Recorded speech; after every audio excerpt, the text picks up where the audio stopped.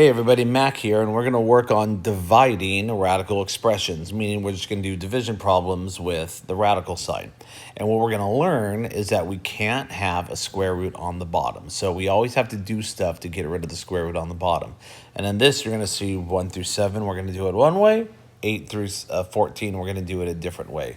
This is version B. I do have a version A, and that can be found at maxtutorials.com under radical expressions, okay?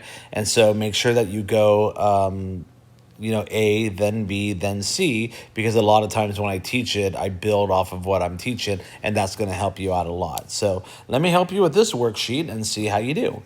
So first of all, we're going to start with this. Now, if you know about rationalizing the denominator, you can multiply by root 3 over root 3. But before you do that, always look to see if you can reduce stuff. And if things are inside, I can reduce that. So this is going to become...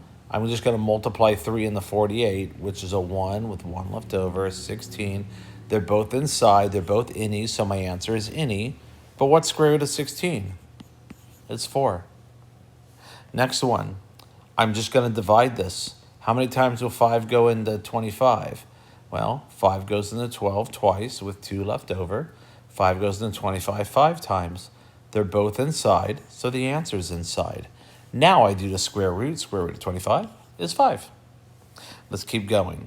Okay, now, this one I can, I can reduce. But when I reduce, I want to do only the innies. Only these. This is an outie. Outies don't get to play with innies. They don't like each other. Keep them away. So this is going to become 5 root 4. I only do the 5 into the 20. Okay? Now, once I do that, a 2 will pop out of that 4, and that 2 will pop out and go with the 5, and I'll get a 10. All right? Let's go on to number 4 here, okay? So on number 4, I'm going to do the 3 and the 14. 3 goes into 14 4 times with 2 left over. 3 goes into 27 9 times, and it stays inside. Don't forget to keep it inside, okay? And then, boom, I get a 9. A 9, a 7. Okay, next one, again, I can divide the innies, but it can't play with the outies. So it becomes 2 square root of 75 divided by 3. 3/4 makes 75 cents, so I get that. What is the square root of 25? It's 5. 5 times 2 is 10. Did you see how I did that? All right, let's go on to number 6, okay? Again, I can do these, but not with the 4. So the 4 stays, and it becomes square root of 16. Square root of 16 is 4. 4 times 4 is 16. Let's go on to number 7. If I divide that in, I just get square root of 121, which, as you know, because you know your multiplication tables, I get a nice 11 right there. All righty, now let's do some new things. Rationalize in a denominator, okay? So when I take a look at number 8, the problem with this is that square root of 7. You don't want to have a square root in the bottom. Here's how you get rid of square roots.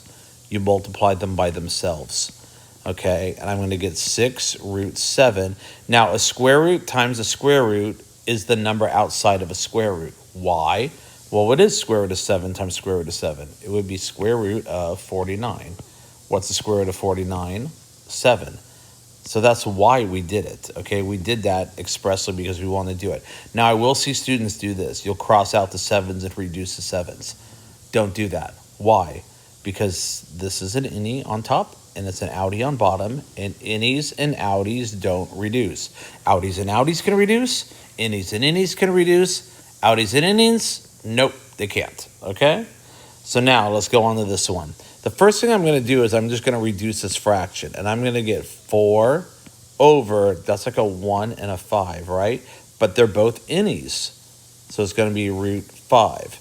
Now that I have that as a root 5, now I can do this, multiply by root 5 over root 5, and I'm going to get 4 root 5 over 5, and I am done, okay?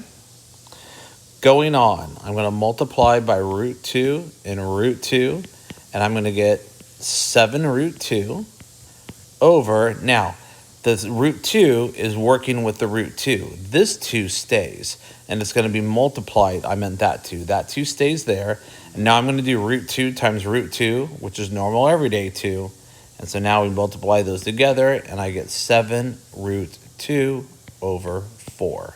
And that's my final answer.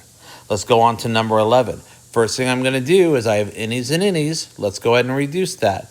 That's 3 over root 2. That's like a 1 and that's like a 2, right? Now that I get that, I'm going to rationalize the denominator by multiplying it by itself. And that'll give me 3 root 2. Remember, they can't mix. One's an outie, one's an innie. And that just becomes itself outside, which is just a 2. Okay? Cool. Okay, going on to number 12. Don't do this. Okay, that would be wrong. Okay, one's an outie, one's an innie. They can't divide. They can't reduce. They can't mix. So my first step is just to do that. Okay, and I'm just going to get 9 root 6 over 6. But now look at this. They're both outies. Now you can do that. And if I put 3 into both of those, you're going to get 3 root 6 over 2. Can I do anything with the 6 and the 2? No, because that's an innie and that's an outie. All right, let's go on to this one.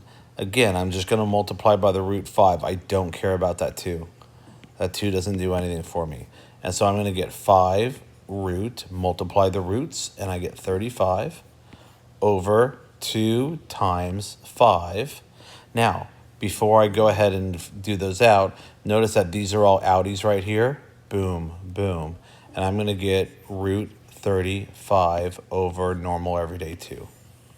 Boom.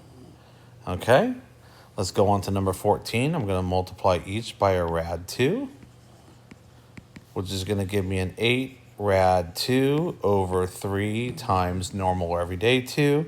Oh, look at this. 1 and a 4. And I'm going to get a 4 root 2 over 3. Okay, so learning how to rationalize denominators are important. They're going to come up later. Okay, and then so we're going to do some more. Do version C, and I think you guys are going to feel really good about this. Good job.